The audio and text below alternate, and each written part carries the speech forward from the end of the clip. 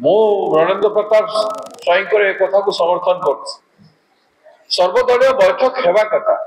राहुल गांधी जी आम नेता जहाँ कहते जातिभित्तिक जनगणना आम स्वागत करुचु अचिरे हो तो मानिल किंतु टाइम लाइन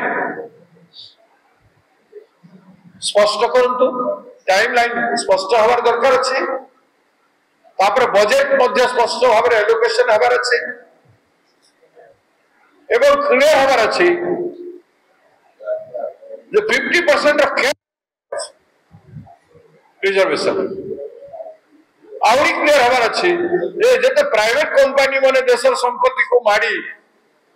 से माने जो तांकर वंश विस्तार करिसंती साम्राज्य विस्तार करिसंती से माने मध्य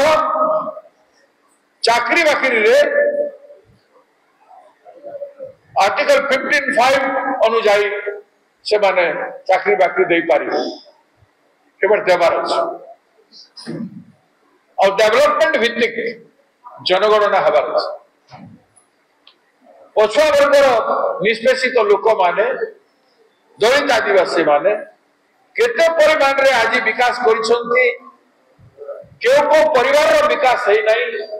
केमती कले से माने विकास करिवे से लक्ष्य को से उद्देश्य को सामने रखी जनगणना करा जावा पई महत्व देइछंती राहुल गांधी जी। तेणु सबु पार्टी मिसिकरी